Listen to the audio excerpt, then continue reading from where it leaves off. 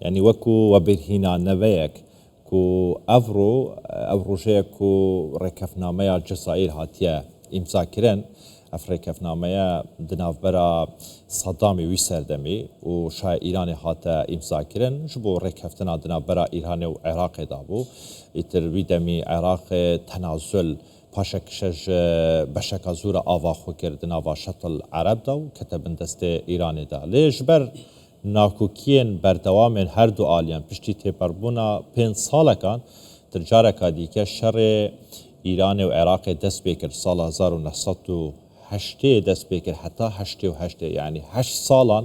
شەڕ دناوبەرە عێراقێ و ئیرانێ بەردەوام بوو دوان 8 ساڵاندا بە ملیۆنەها سەرباز و هاوڵاتیên عێراقی و ئیرانی هاتنە کوشتن و هژمارێکا زۆر ژی بریندار بوون و کارەساتên mezin jî rodan ew wek webîrhênaneveyek yani evro roja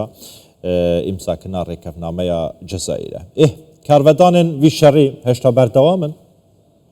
ya ro niye sibe roj yani mustaqbelê vî şerê ro niye heta niha rewş li ber bikî veçîtin aya post İran dê çi bîtin Emerîka heta kengî dê berdewam bîtin Emerîka heta kîve dê berdewam bîtin digel İsraîlê şiyanên serbazî û siyasî û diplomasiyên İranî heta kerê dê berdewam bin ji bo vê çendê ku li ser peyên xwe rabwestin û teslîmî îradeya Emerîkî û İsraîlî nebin di navçeyê de şêweyekî giştî navçe berbikî ve diçîtin digel berêz Dr. Aras Abdullah şêwermendê yasayî pisporî û yasayên nêvdewletî li studiyê de gotûbêj bikin cenabî doktorî bexêr bê zor spas bo amedebûnit heft rojeke em şera berdewam e zor zer bas li we dikin dilên mustaqbel sibe rojê em şera diyar niye ta êsta kes nazane çî ro didatin Emerîka betemayî çi ye li navçeke de planî Emerîka çi debêtin li mawê em heft rojeke cenabit mutabeî em şera dekey چیت لا دروست بووە چ خوێندنەوەیەکت لا دروست بووە بەتاکید ئەو جەنگێکەوە لە ڕۆژهەڵاتی ناوەڕاستی گرتوێتەوە بە تایبەتی بە شێوەیەکی ڕاستەوخۆ لە نێوان ئەمریکا و ئیسرائیل هێرشکردن کۆماری سەر کۆماری ئیسلامی ئێران وای لێک درایەوە کەوا پڕشی ئەو شەڕە وڵاتانی تری ناوچەکەش دەگرێتەوە کەوا بەشێک نین لەم جەنگەدا جەنگیش هەروایە لە ڕووی سەربازیەوە ئەمریکا توانوویەتی لەگەڵ ئیسرائیل توانیویانە لە ڕووی سەربازی و لە ڕووی دەریاییەوە زاڵ بن بەسەر کۆماری ئیسلامی ئێراندا بەڵام ئایا کاتێک کە شەڕەکەوێتە قۆناغی با بڵێن داگیرکاریەوە یاخود پارت یعنی خاوێنکردنەوە لە زەمینیەوە دەگەینە چه ئاستێک چۆن مامەڵە لەگەڵ بابەتەکان نەکرێەوە قۆناغی شتری جەنگە هەمیشە لە جەنگیشدا وڵاتانی ناوچەکە کە ئێمە لە هەرێمی کوردستانیش بەشێکین لە وڵاتانی کە لە چوارچەوەی عێراق لە وڵاتانی ناوچەکە دەکەوێت دوو بەرداش ئایا تۆ لەگە بەرداشی کامەلا دەبی لەگەڵ وڵایەتە یەکگرتووەکانی ئەمریکا دەبی لەگەڵ ئیسرائیل یاخود لەگەڵ ئێران دەمێنیەوە چونکە لە کۆتاکۆتاییەکان شتێک نامێنە بەناوی بێلایەنی شتێک نامێنە بەناوی لێ هیچ وڵاتێک ناوچەکە ناتوانێت بێلایەنی خۆی پارێزێ بە زۆر بە جۆرەکان بەڵچێشی ناو ئەو جەنگە دەکەوێت وڵاتەکان هەموو ئێستا دابەش بووینە هەتاوەکو ئێستا بە شێوەیەکی گشتی عێراق و وڵاتانی ناوچەکە یعنی بە هەرێمی کوردستانیشەوە بەشێک نین لەو جەنگە توانیویانە تا ڕادەیەک بێلایەنی خۆیان بپارێزین بەڵام تۆ ئەمریکاس بینی ئۆپشنێدا ئەڵێ چێ لەگەڵ منە چێ لەگەڵ ئێرانە ئێران دەڵێ هەرچی لە هەر وڵاتێکی ڕێژ بکرێتە سەر من بەرپەرچی ئەدەمەوە بە شێوە عملیەکەش وڵاتانی کەندا و سەرڕای ئەوە بە هەرێمی کوردستانی شەوە تایبەتی هەولێر کە ئێمە بەشێکنین لەو جەنگە کەوتونەتە بەرشاڵاوی هێرشەکانی ئێران جاچ بە شێوەیەکی ڕاستەخۆ لەلایەن خودی کۆماری ئیسلامی ئێرانەوە بێ یاخود بە شێوەیەکی ناڕاستەخۆ لەلایەن ئەو گروپی لێشانەوە بکە سەر بە ئێرانە دکتۆر ئەم شەڕە دانی دەرئەنجامەکەی چی دەبێتن چی ڕۆدەداتن لە چ خاڵێک کۆتایی پێدێتن ئەوەی کە ئێستا بانگەشە ئەکرێت کۆماری ئیسلامی ئێران بە گۆڕینی ڕژێمەکەی دەبێ واز لەو ئەو جەنگە کۆتایی پێدەکەوەی ئەمریکا و ئیسرائیل بانگەشەیەکەن پێتوانی ئەمە مەحال بیتن نانە هیچ شتێ مەحاڵ نیە لە کاتی جەنگدا چونکە قودرەتی ویلایەتە یەکگرتووەکانی ئەمریکا لە ڕووی هێز و سەربازیەوە لەگەڵ ئیسرائیل جیاوازێکی زۆری هەیە لەگەڵ قودرەتە سەربازیەکەوە لە ئێرانیشدا هەیە ژینگەی ئێرانیش مهەیەە بەڵام بۆ گۆڕینی دەسەڵات و سیستەم لە ڕێی ئاسمانی دەگۆڕێتن نەخێر دەبێت ڕاپەڕین لە ناوخۆ یا خوشکەرگایەکە ئەو سیستەم و دەسەڵاتی کە ئێستا هەیە نزیکەی 50 ساڵە سیاست دەکات 50 ساڵە خزمەت دەکات 50 ساڵە خۆی دروست دەکاتن یعنی بە ئاسانی دەتوانێتن بە چەند ڕۆژێک لە ڕۆی ئاسمانیەوە ئیتر تەفر و تەنا ببێت ئەو بابەتی چەند ڕۆژ نییە ئەگەر شارەکە بکوێتە شەڕی زەمینیەوە ئەگەر هیچ راپەرینێک لە ناوەخۆی ئێراندا لە ئارادا نەبێت و یعنی ئەهواز عەرەبەکان لە ئەهواز ئازەریەکان لە منتیقی خۆیان کوردەکان لە ڕۆژهەڵات لەو ئەگەر راپەڕین نەکرێت و دام و دەستگاکان پاک نەکرێتەوە ئەوە تۆزە زەحمەتە چونکە بێن ببینیمان زەحمەتە بڕێ عسمانی سیستەم بەڵێ بە تەکید تاوەکو ئێستا ئەمریکا نەیتوانیوە ڕژێمی یەمەن بگۆڕێت چونکە هیچ هێزێک لە ئەرزدانە بۆ بچێتە ژوورێ بتوانێت کە حوسیەکان لە چاو ئێران وڵاتێکی ینی هێزێکی زۆر بچووکن لە وڵاتێکی زۆر لاوازیش لە ڕووی اقتصادی و لە ڕووی سەربازیشەوە تۆ نەتوانیوە حکوومەتێک بگۆڕی لە ناوچەیەکەوە حوسیەکان لە یەمەن سەرکردایەتی دەکەن چۆن ئێرانێکی گەورە کە ئەو وەساحە زۆرەی هەیە بتوانانی بەبێ هەبوونی هێز لە ئەرزە ناگۆڕێکەواتە پێکاندنی ئێران لە ڕووی ئاسمانی لە ڕووی دەریاییەوە کیفایەت نییە بۆ گۆڕین ڕژێمەکە جا چۆن داخل دەبێت لە ڕێگای ئازەربایجانەوە داخل دەبێت لە ڕێگای با بڵێن عێراق و هەرێمی کوردستانەوە داخل دەبێت چونکە ئەمریکا هیچ گومانکەدانی ئاسمانی عێراقی لە ژێر دەستا بە پێی خوێندنەوەی جەنابتان ینی وارەدە ئەمریکا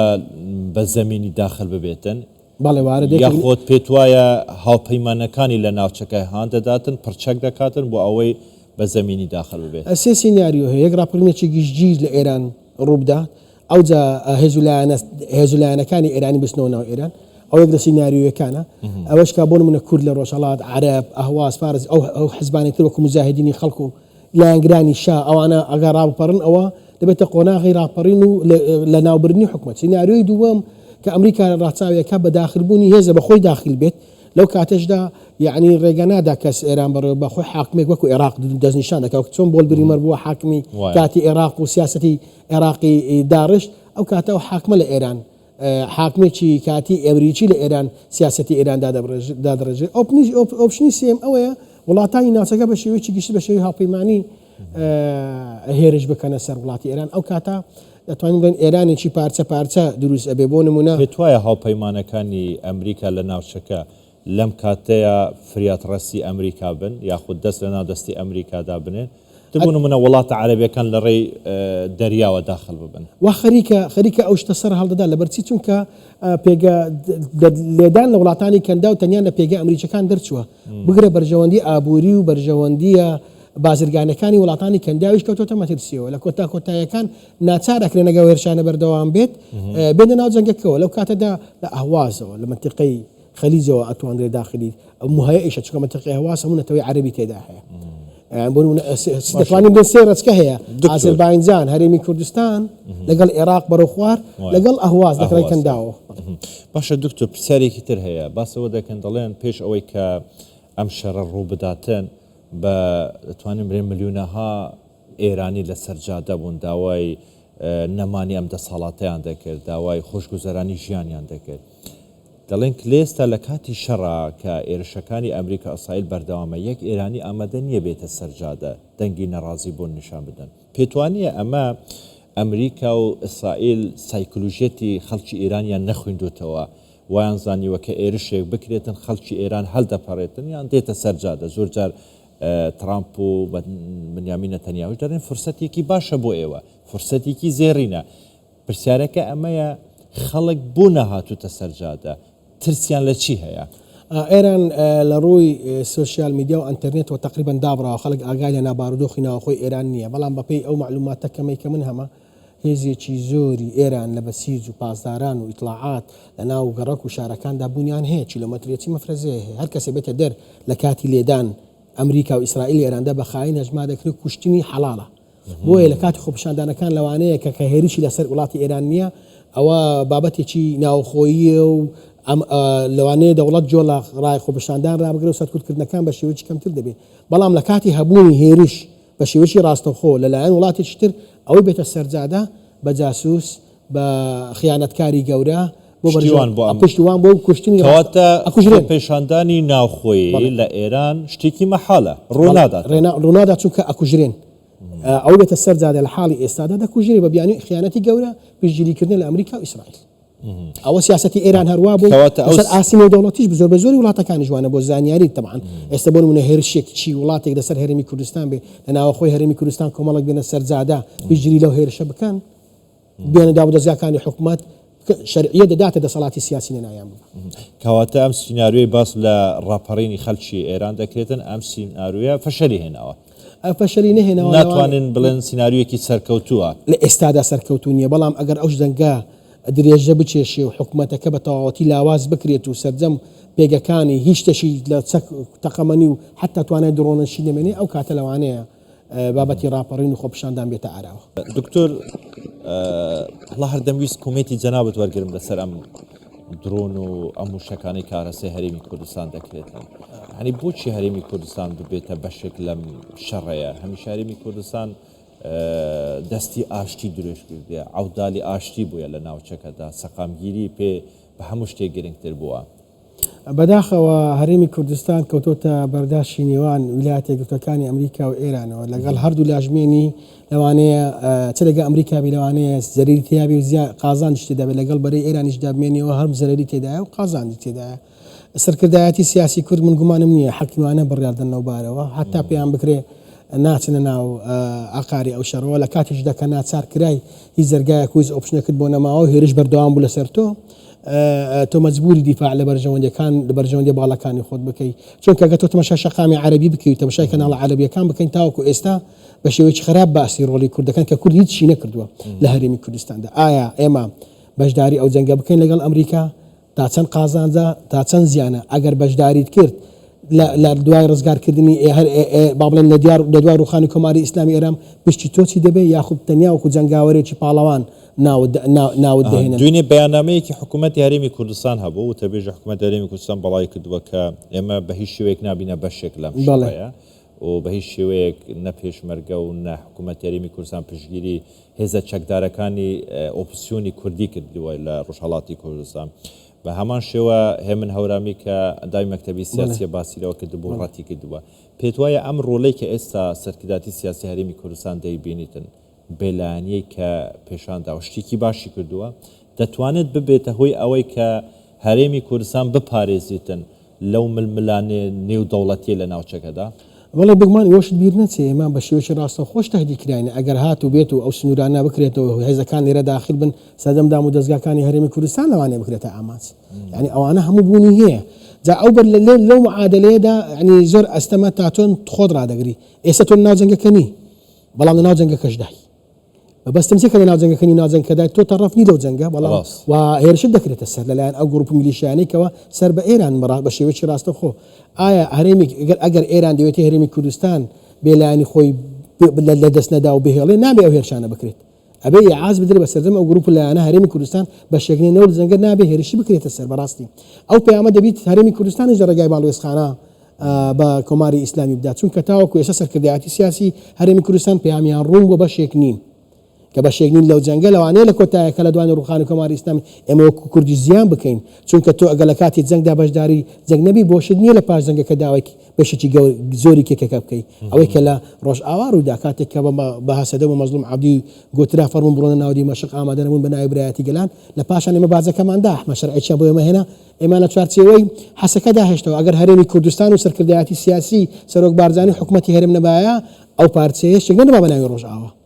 کەواتە تۆ بەشداریکردنت لە جەنگ و بەشداری نەکردنت پەیوەستە بە کۆمەڵی پێوەرەوە تا چەند بۆ نمونە کورد لە جەنگی جیهانی دووەم کاتێک کە بەشداری شەڕەکە نەبوو بە شێوەیەکی ڕاستەخۆ لەژێر چتری عوسمانیەکان و لەژێر چتری هەندێک وڵاتی تر بەشداری شەڕەکە کرد کە جیهان دابەشکرا هات گوتی من پشکم دەیوتی تۆ بەشداری هیچت نەکردووە چۆن داوای پشک دەکەی جا بۆیە ئەو معادلە نێودەوڵەتیانە زۆر کاریگەری دەکات ئێستا تۆ بەشدار یا بەشدارنی باشە پرسیارێک بەرمەبنای ئەو شیکارانەی کە جەنابەت دەیکە ئەو زانیارانەی کە جەنابەت باست کرد زۆر جار ئیسرائیل باسەوە دەکاتن کە ئێمە نەخشەی ڕۆژهەڵاتی ناوەڕاست دەیگۆڕین گۆڕانکاری بەسەر نەخشەی ڕۆژهەڵاتی ناوەڕاست دەدەێنین ئەو شەڕێکی ئێستا ڕۆ دەداتن شەڕێکی دەتوانین بڵێن جیهانیە چون فۆکسی جیهانیش لەسەر شەڕێک هەرێمیە ڕۆژهەڵاتی ناوەڕاست هەرێمیە بەس دەتوانین برین جیهانیشە چونکە ئەوروپا و خەریکە ئەوانی دەست وەردەدەن و دێن پشتیوانی شەڕەکەی دەکەن و پشتیوانی ئەمریکا دەکەن پرسیارەکە ئەوەیە لەم گۆڕانکاریانەی کە دەکرێتن هەرێمی کوردستان ینی بەشێکی باشی بەبەردەکەوێتن یاخود هەرێمی کوردستان پارێزراو دەبێتن مستەقبەلی ڕۆنا بۆ نمونە ینی ئەتاوەکو ئێستاگە پاتریۆتەکانی هاوپەیمانان لە هەرێمی کوردستانە مای بارودۆخی هەولێر و هەرێمی کوردستانە چۆ عقارشتر نابێت نکۆڵی لەوە بکرێ ئەو پاتریۆتانەی کەوا هاوپەیمانان لە هەولێر بە تایبەتی دایانناوە ڕۆڵێکی بەرچاوی هەیە لە بەرپەرزانەوەی ئەو هێرشانەی سەر ئێمە چونکە توانای بەرگری هەرێمی کوردستان لەوانەیە باش لە ئاستی پێویست نەبێ دادمێ لێرە خاڵێک بڵێم تۆ کاتێک لێناگەڕی لەو سنوورە بەو نمونە هێز بڕوە ئەتا هەرێمی کوردستان هەمووی گرتووە نێشتووە بەڵام ئەو سنوورەش هەمووی بە هەرێمی کوردستان لەوانەیە قایم نەکرێت لە شوێنی شتر خەتێک بدۆزنەوە هێز داخل بوو نابێ بکرێتە بیان و لە هەرێمی کوردستان بدرێ سنوورێکی فراوان لەگەڵ عێراق و هەرێمی کوردستان هەیە لەلایەکەوە هێز داخل بێت نابێ بکرێتە بیان و بۆلەدان لە هەرێمی کوردستان ئەگەر مەبەستیان بوو لە هەرێمی کوردستان بزن دەتوان ئەو جۆرە بیانوانە بێڵنەوە بەس خاڵێکەیە تۆ ئەگەر لەو سنوورە هیچت نەکرد کوردی چی نەکرد سبەینی ئەمریکا لەلایەن ئازەربایجانەوە داخل بوو کەواتە تۆ کێ بەشێکی زۆر لەو کێکی گەورەدا بە ئازەریەکان تۆ لەو لایەن ناتوانانی باسی شارێ بکەی ئورمی و ڕزای ئەوانە ملکەتە ژێر سنجی ئەوان دێن داخل دەبن ئەوان دەبنە تەرەف لە شەڕەکە بەشێکی زۆری تۆ بەشێک لە کۆچی ناوچەی مادەی 140 وایە دەکەوێتە ژێر سنجی ئازەریەکان و عەجەمەکان بە تایبەتی منتیقەی ڕزا و ئورمیە کەواتە تۆ بەشداری شەڕەکە بکەی زەماناتی بۆچێ بۆ تا چەند بۆ کراوە لەلایەن ئەمریکا مەبەستم پارت و لایەنە سیاسەکانی ئێرانیە ئایا هەرێمی کوردستانیش دەرگاواڵە دەکا یا خودوەڵە ناکە بەشداریت کرد حسەت بە دیارەکەی بەشداریت نەکرد بۆ نییە داوای حسە بکەی ئەوە قانونی جەنگە ئەوەی کە قساکە لە ڕووی عاتیفەوە نییە یاسای جەنگە کە تۆ حەلیفی لە چه چوارچەوەی هاوپەیمانیەتێکەوە پشکت دەبێت لە کاتی بردنەوە بۆ نمونە ئەوانەی کەوا ئێستا ئەندامی ئەنجومەنی ئاسایشی نێودەوڵەتین چێن براوەکانی جەنگی دووەمی جیهانینە دەوڵەتێکە دیتووە دۆڕاوی جەنگی جیهانی دووەم بێت لە ئەنجومەنی ئاسایش نوێنەرایەتی هەبێ طبعا نیەتی بەغێر مباشر هەندێک جار ئەندامەکانیان دەکەوێتە ئەوە هەرێمی کوردستان هەتا پێ بکرێت لە قۆناغەدا هەرێمی کوردستان چی بکاتن بۆ ئەوەی بەشی هەبێتن وەکو جەنابەت ئەو شکاری دەکەی لە مستەقبەلا بەشی هەبێتن بەشێکی باشی هەبێت من بە شێوەیەکی گشتی باسی ڕۆم بێت من بە شێوەیەکی گشتی باسی ڕۆلی هەرێمی کوردستان ناکەم چونکە جیهان بەشێ کۆمەڵگای نێودەوڵەتی سەیری پارچەکانی تری کوردستان و ڕێگای هەولێرەوە دەکەن کەسێک خەمی حالی خۆیتی دکتۆر خۆمان باسی حالی خۆمان دەکەن پێشەوە باسی حالی خەڵکانی دیکە بکەین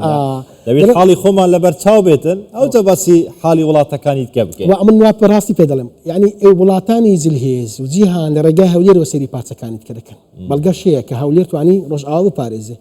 لە ڕێگای هەولێریشەوە ترامپ دێ لەگە جەنابی سەرۆک بارزانانی لەگەڵ هەندێک سەرکردەی سیاسیی کوردستان قساکە ئەڵێ پێمان خۆشە هاوکاری حیزبەکانی ڕۆژهەڵاتکەن بۆی داخل بنەوە ناوچەکانی خۆیان ڕزگار بکەن لێ وەزیری خارجی ئەمریکا پەیوەندی بە هەندێک سەرکردەی حیزبەکانی کوردستانی ڕۆژهەڵاتەوە دەکا کەواتە ئەمریکا پێ دەڵێت تۆ بەشدار بە لە شەڕەکە ئێرانی ژێر تۆ بەشدار بی لێ دەدەم تۆ کەوتیتە دوو بەرداش لە هەردوو لا قازانجی هەیە و زیانی هەیە ئێستا تۆ توانی تا هەرێمی کوردستان تا ڕادەیەک بپارێزی بەڵام ئەو پاراستنە بەردەوامی دەبێت لە کۆتاکەنکەوە ئێران دەکەوێتە سەر پەلەقاژە لە ئێران لە کۆماری ئیسلامی باڵێن لە ئێرانی دوای کۆماری ئیسلامی تا چەند تۆ بەشداریت کرد بێت تا چەند مساهمەت هەبێ بەقەت ئەوان دەکەیت کرد بەبەردەکەوێت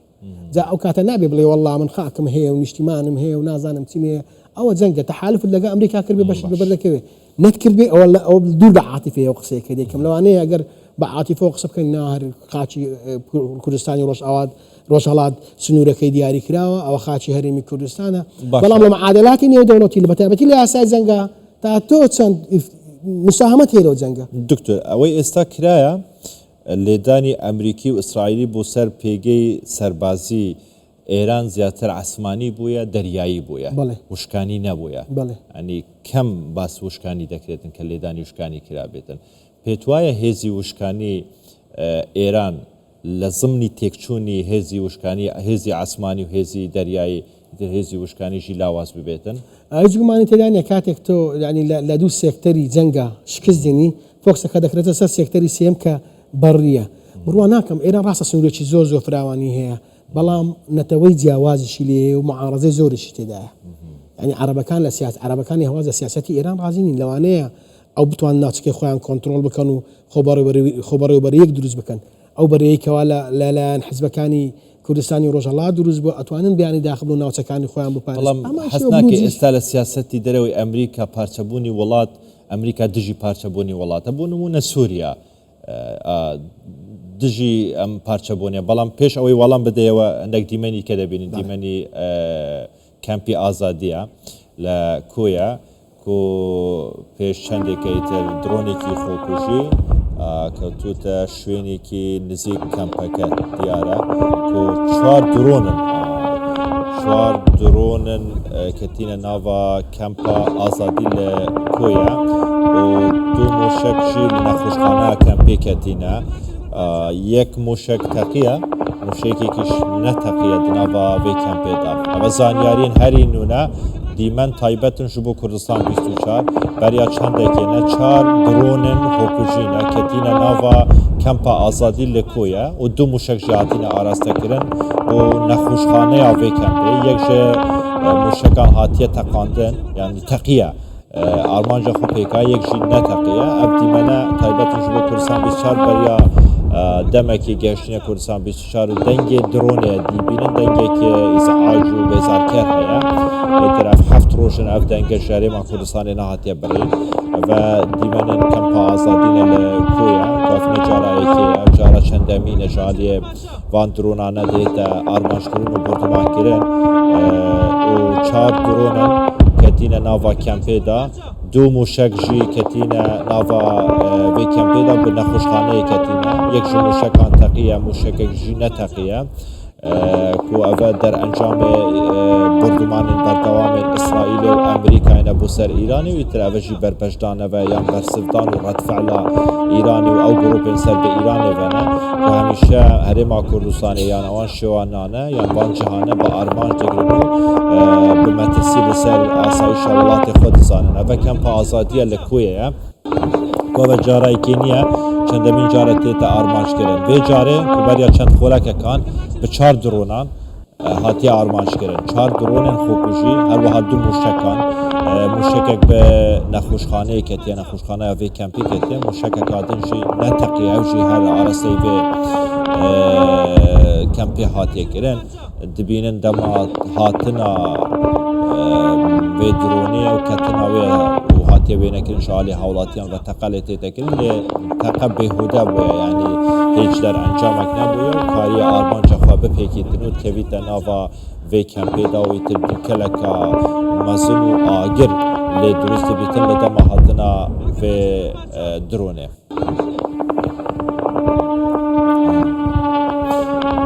Tamam. Ji gûşeyeka dîke dîmenekî dîkê kempa azadî bibînin dema dikevîte ber êrişê ji gûşeyeka dîke evet tamam ji gûşeyeka dîke ye dema hatina vê dronê drona xwekujî bo nava kempa azadî li Koyê ye hewlatiyekî tir ketiye ser erdî û mobaylek di destî daye û hewla taswîrkirdin û wêneyekê dikin Diktor welay pêm xweş e komê te tevî li ser ew babetê ew taswîrkirdinî hewlatiyan bi şêweya ta çend asayî ye ڕێگە پێدراوە چونکە زۆر جار هەم لانی پەیوەندیدا لانی ئەمنی باسییان کردوگە خۆتان دۆر بخاندا کاتی تەقینەوە لە کاتی هاتن ئەمە شتێکی ئاساییە بەم شێوەیە نا بە پێچەوانەوە شتێکی ئاسایی نییە پێویستە ئەوانە لە سوسیال میدیا بڵاو نەکرێتەوە چونکە تۆ تەواوی موقعەکە دەدێ دەست ئەو جیهەتێکە دەتوێت تۆ بزانە پێکاوە نەی پێکاوە بەڵێ بەگومان بۆیە پێویستە خاوڵات ئاو نیشتیمانیانی هەرێمی کوردستان بە شێوەیەکی گشتی و ئەوانەی ئەو پیچ ئەکاونتانەی کە لە سوسیال میدیاش چالاکن خۆیان لە بڵاوکردنەوەی ئەو شوێنانە بپارێزن چونکە تۆ زیاتر موقعەکە بۆ ئەو لایەنە ڕوون دەکەیەوە کەوا تۆ دەپێکەی ڕاستەکەی ئەمە پارکی کەمپی ئازادیە دکتۆر لە کۆیە کە ئەمە جاری یەکەم نیە چەندەمین جارە بە ئارمان دەکرێتن دکتۆر وڵای دەمێت هەر تعلیقێک لەسەر ئەمەت هەبێتن ئەو گروپانەی کە لایەنگیری ئێرانن لە منتیقەکەیە لە ناوچەکەیە تایبەت لە عێراقا هەمیشە بەرژەوەندەکانی ئەمریکا و ئیسرائیل لە ناوچەکان بە ئامانج دەگیرن بۆچی ئەمریکا وەکو پێویست بەربەرچیان ناداتەوە لەو ڕۆژانەی دوای ئەمریکا توانی هەندێک ئامانج بە تایبەتی لە دەشتی مێلەوە بپێکی هەیە ئەوە نییە بە قورسایی لێ بدات ئەوانی شتوانەکانی ئێوانی شتاوەکو ئێستا لە بە شێوەیەکی گشتی لە عێراق نەیانتوانیوە بەرژەوەندەکانی ئەمریکا بکەنە جێمەتەوە خۆی وا پێویست دەکات ئەمریکا زیاتر ڕۆلی بەرچاوی هەبێتە ناوبردنی ئەو گروپ میلیشیانەیەکەوە بوونەتە هێکەوەکاریش لە دروستکردنی ناکۆچی لە نێوان هەرێمی کوردستان و بەغداش بەڕاستی ئەوانەسێکردنێک ئەو گروپ میلیشیانە بوونەتە هۆکار تەماشای کەناڵەکانی ئەم کە تاوەکو ئێساش بە شێوەیەکی ڕاستەوخۆ هەرێمی کوردستان تاوانبارەکان لە هەندێک شت کە زۆر سەیرە بەڕاستی یعنی شەڕی ئەمریکا و ئیسرائیل بەرامبەر بە ئێران ڕۆلی هەرێمی کوردستان لەو ناوەدا چییە يعني وا شقامي خوان هاندن وادو سولان جران خوان هالدن كأنما هريمي كردستان هيك كلو فاكتور سرچاني بورو هول دا بوروخاني كماري اسلامي ايران او اجندا عقليتي او ميليشيانيه كوا استل العراق دا بنيان هي بويا قصير كي من متابعي زور كنالنا خويا عربيه كان دكم بيس كان عندكم خلتي سادش دست زاد قصب هريمي كردستان دلي اول شيء زوزو خراب پێتوانی ئەم گروپانە عێراق پەلکێشی شەڕێک بکەن کە شەڕی عێراق نییە هیچ گومانی تێدانە پەلکێش ئەکرێت و قۆلاغی دوای ئێران ئەو میلیشیانەیە ئێستا ئەمریکا بە شێوەیەکی ڕاستە خۆ تەداخلی لە کاری سیاسی و دەسەڵاتی سیاسی عێراقیش کردووە ئەڵێ ڕازی نین فڵان کەس بێ بە سەرۆک وەزیران ئەبێ فڵان کەس بێ بە سەرۆک وەزیران کەواتە ئەو گروپ میلیشیانەش کە ئەڵێن ئێمە ئەجندای ئەمریکا جێبەجێ ناکەین دەبنا ئامانجی داهاتی ئەمریکا دکتۆر بەڵام ساڵێک زیاترە ئەمریکا لە کاتی هاتنی ترامپ نابتە ساڵێک چەند مانگێکە دەڵێت بە هیچ شێوەیەک نابێت ئەم گروپانە فعال بن چالاک من لە منتیقەکەیە کە ئەو گروپانە زیاتر وەکو سەپۆرتی ئێران دەزانن وەکو پشتیوانی ئێران دەزانن دەڵێن دەبێت چەک لە دەستی دەوڵەتدا بێ ئەم گروپانە خۆیان هەڵبوەشێنەوە بەڵام حاڵی حاضر ئەم گروپانە فعالن چالاکن درۆنیان هەیە موشکیان هەیە چەکی قورسیان هەیە دنیا ئەوەندەش نا تۆ لە دەستگای تەشریعیت ئەندام پەرلەمانیان هەیە زیاتر لە 6 ئەندام پەرلەمان سەر بەو گروپانن کە ناودام و دەستگای حکومت لە حکومەت داوای وەزارەت دەکەن جێگری سەرۆکێک پەرلەمان جێگری یەکەمی سەرۆکی پەرلەمانە سەر بە قەیس خەزعەلیە کە لە چوارچێوەی لیستی ئیرهابی ئەمریکادا هەیە کەواتە تەنیا شتەکە لەوە دەرچۆ تەنیا درۆن و لە ڕووی سەربازیەوە ئەوانە موشەچیان هەیە و هێرش دەکەنە سەر هەرێمی کوردستان توانیویانە جێ و مەکانەتی خۆیان وەزارەتی خوێنی باڵای عێراقی لە لیستەکەی قەیس خەزعەلی ئێستا پێشتری شەڕەوە بوو ئێستا شەڕەوە بووە یعنی ئەوانەوە ناو حکومەت بەشدارن بەشدارێکی فعالیشان هەیە کاریگەریان لەسەر بڕیاری سەرۆکی ئەنجومەنی وەزیرانیش هەیە کاریگەریان لەسەر ڕۆشتن یان ڕۆشتنی هەندێک مادەی یاسایی هەیە ناو پەرلەمانی عێراقدا جا بۆیە یعنی کە ئەمریکا ئەڵێ دەبێت ئەوانە کۆتوبەند بکرێن تەنیا لە ڕووی سەربازیەکەوە نییە لە ڕووە سیاسەکەوەشە تا چەند سەرکەوتو دەبێت سەرکەوتو نابێ منەوە نازانم باشە دکتۆر ئەگەر لە مستەقبەلە ئەمریکا توانی ئێران بڕۆخێنێت ئەگەر توانی لەگەر ئیسرائیل ئێران بڕۆخێنێتن دەسەڵاتێکی نوێ بێنێتە سەر حکم پێت وایە ئەم گروپانەش خۆیان دەپۆکێنەوە لە ناوچەکەیە هیچ گومانی تێدانی بە پێکانی سەرکردەکانیان بە دەژیرکردنی هەندێک لە سەرکردەکانی تر ئەو گروپانە ئەتاوێدرێنەوە ئەو کاتە ئەسنە چوارچێوەی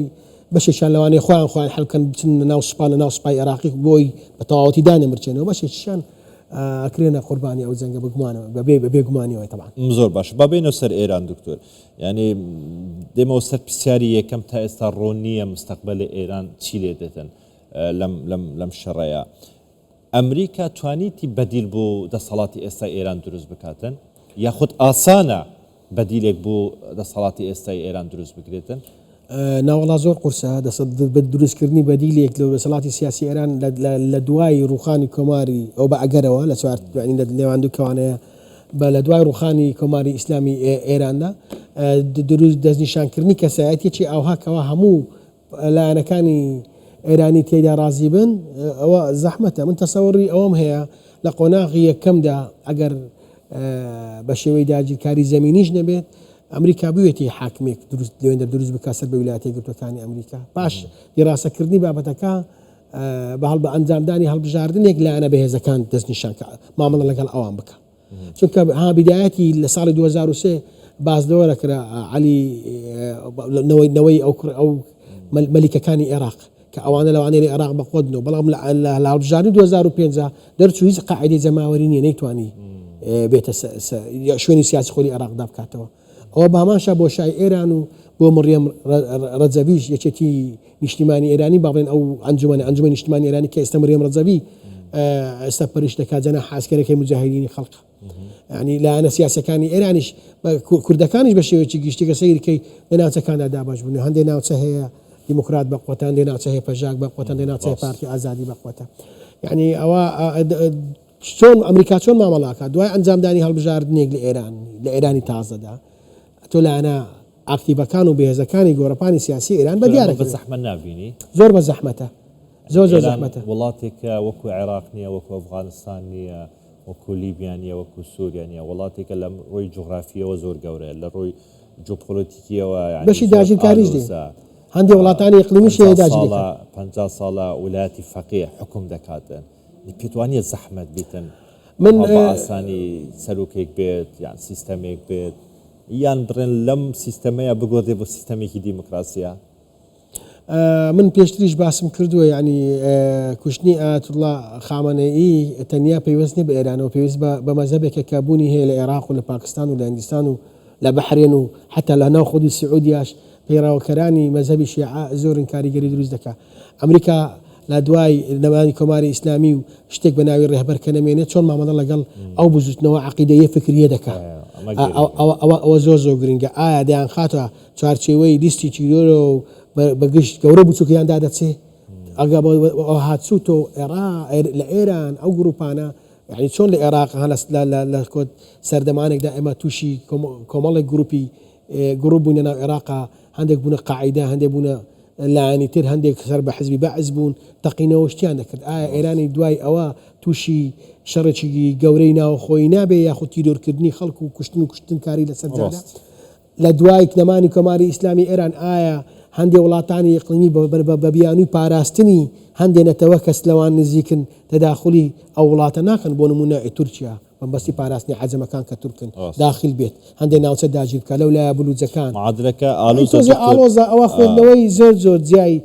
تێدا دەکرێت. ئەمریکا چۆن مامەڵە دەکات لە دوای نەمانی کۆماری ئیسلامی ئێران؟ ئەوە ئێستەمە خوێندنەوەی بکەین، بەڵام ئێمە دەبێت ئێمەکو کورد باسەوە بکەین هەرێمی کوردستان چۆن پاڵپشتی کورد بکات لە دوای نەمانی کۆماری ئیسلامی. زۆر باشە دکتۆر، کۆتا پرسیارم بە ئەوە بێتن، ئەوەش لە بیر نەکەن ئێستا ئێران بەرامبەر گەورەترین هێز لە دنیاە شەڕ دەکاتە. ڕاستە هێزی ئەمریکا لەگەر هێزی ئیسرائیلە. زۆر جار ترامپ دەڵێتەنها هێزەکەی من واو، هێزەکەی من واشانازی بە هێزەکەی خۆیەوە دەکاتن. مەوێتن جەنابەت بە کورتی باسی خاڵی سەرکەوتووی ئێران بکەیت لەم شەڕەیە، چ خاڵێکی سەرکەوتووە؟ والله ئێران دەی سەرکەوتوو بێ سەرکەوتوو نەبوو لەو جەنگە بەڕاستی، جگە لەوەی توانیویەتی هەندێک ئامانجی ویلایەتە یەکگرتوەکانی ئەمریکا لە کەندا و لە ڕۆژهەڵاتی ناوەڕاست بکاتە ئامانج، جگە لەوەش توانیویەتی اقتصادی 72 وڵات بخاتە مەترسیەوە بەهۆی گەڕووی هورمزەوە. ئەوەش بە شێوەیەکی کاتی دەمێنێ ئەگەر بە بەردەوامی بوونی نامێنێ.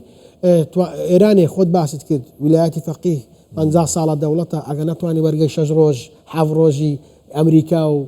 ئیسرائیل بکە ئەی چۆن ناوی لە خۆناوە، یعنی من سەرکردایەتی ڕۆژهەڵاتی ناوەڕاستەکەمەوە ئێرانە بووکەوە دەستی لە 7 وڵات داهابوو، هیلاری شیعی دروست دەکرد، هیلاری شیعی دروست دەکرد. دەبێ بەرگەی زیاتر بگرێ. من بە 6 ڕۆژ بە مانگێکیش پێم سەیرە، ئەگە بە مانگێکیش ئەو قۆناغەتەوە بێ قۆناغ ئێرانتەوە بێ کەواتە ئێران هیچی نەچاندووە لە ڕوە سەربازیەکەیەوە. چکە لە چێ دەگرێت؟ لە وڵاتانە دەگرێت کەوا لە ڕووی سەربازی و لە ڕووی توانای سەربازیەوە لاوازن. ئەمریکا دەیان پارێزی، بۆ نمونە عێراق و ڕۆژهەڵاتی ناوەڕاست وڵاتانی کەندا بە شێوەیەکی گشتی، ئەوانش بە شێوەیەکی گشت فەرمی ناکەن ناو جەنگەکەەوە. ئەگەر ئەوان بێنە ناو جەنگەکەەوە ئایا مەعادلەکە دەگۆڕێ یان ناگۆڕێ؟ ئەگەر ئێران درێژە بەو شەڕە بدا هیچ گومانی تێدا نیە سعودیە و ئیمارات و ئەوانە بەهێز دەرگای کەنداوە بێنە ناو جەنگەکەەوە، هەندێک ناوچەش بگرن، لەو لایەش دەرگاکانی تریش بکرێتەوە لە هەر چوار دەورەی باڵین ئێرانەوە. گرنگ ئەوەیە سەرکردایەتی سیاسی کوردستان بۆ هەر ئەگەرێک ئامادە بێ، بڕیاری حەکیمانەی جەنابی سەرۆک و دەسەڵاتی سیاسی هەرێمی کوردستان زۆر زەرورە، تا چەند ئێمە زیانمانە، تا چەند ئێمە قازانجمانە. گرنگیشە لە ئایندەی ئێرانی تازەدا، لە ئایندەدا لە ئێرانی تازەدا ڕۆڵی کورد بەرجەستە بکرێت بەهۆی ئەو ڕێکەوتانەیەکەوە لەگەڵ ئەمریکا و ئینشاڵڵا بەشکەم ئەو ئالوزیانە و ئەم گۆڕانکاریانە لە بەرژەوەندی کووردا بێتێت کوردیشی بگات بە حەقل مەسیر مافی چارەی خۆ نووسین بگاتن. ئیتر هەندێک شت هەیە لەوانەیە گۆڕانکاریە ڕۆ بداتن، چەندین ساڵە چاوەڕێ دەکاتن دەرفەتێکی وە بڕوخسێتن بۆ کورد لە سبەی ڕۆژ بتوانانی بڕیاری خۆی بدات. بەشداری کارات هەبێ لەوانەیە ئەو شتە بڕخسێ، بەڵام ئەگە بەشداری کارات نەبوو تەنیا بچێت سەفرەی حازر دڵنیا بە تەماشاکەر نەبی، نابێت تەماشاکەر بی لە یاسای نێودەوڵەت لە یاسای جەنگ تەماشاکەر نییە. تۆ دەبێ مساهمەت هەبێ. من هەموو بەزڵام تۆ ئەو مساهمەیە چەند دەتوانێت ئەو مساهمەیە بە عاقلانە بەکاری بهێنی، لە کۆتاکۆتانی جەنگەکە بەکاری دەهێنی یان لە سەرەتاوە خۆ تووشی ماڵ وێرانی دەکەیت. دەبێت زیرەکی بزانانی چی ڕۆ دەداتن. دەست خۆش دکتۆر ئاراس عەبدوڵڵا شێوەرمەندی یاسای بسپۆری یاسای نێودەوڵەتی لە ستودیۆ گەلمە بۆ گەلێکی سوپاس دکتۆر بۆ جەنابەت. زۆر سپاس بۆ بەڕێستە.